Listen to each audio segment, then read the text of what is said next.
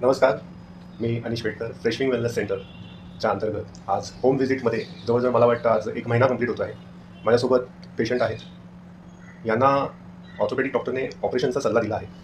तर ऑपरेशन करण्यापूर्वी यांनी एक विचार केला की आपण ॲक्युपंक्चर करून बघूया आणि ॲक्युपंक्चर होता होता आपल्याला जर काही फरक वाटत असेल तर पुन्हा एकदा MRI काढूया, डॉक्टरांचा सल्ला घेऊया आणि ऑपरेशन आपल्याला डिले होता होईल का किंवा ऑपरेशन टाळता येईल का, या संदर्भातले सर्व प्रयत्न मी केले आणि यांनी मला त्याची साथ दिली.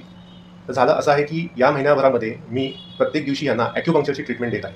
तर ॲक्युपंक्चरमुळे यांना जे फायदे झाले आहेत आणि ते फायदे यांच्या शरीरावरती किंवा यांच्या उठण्या बसण्यावरती कसे पडले आहेत हे ते तुम्हाला सांगतीलच.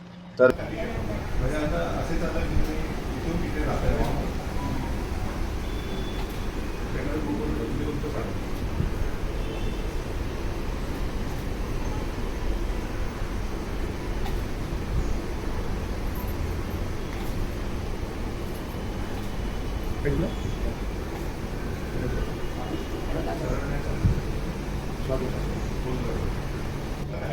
म्हणजे आता असेच आता की तुम्ही इथून तिथे जाताय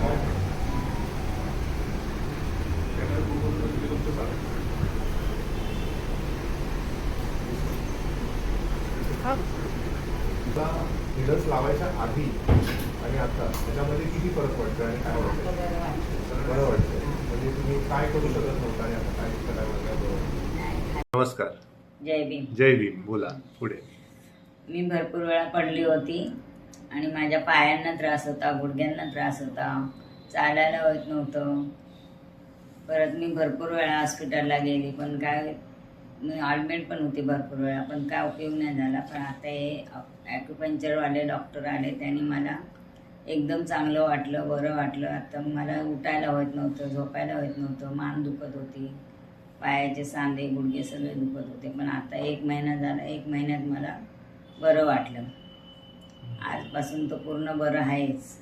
बरं. असं गरगरायचं, डोकं फिरायचं, असं डोकं अच्छा. एकदम गरगरायचं. ओके. एक बाजूची मान दुखायची, ती खालीवर करायला मिळत नव्हती बरं. झोपल्यानंतर. बरं. पण आता एकदम बरी वाटलं मला.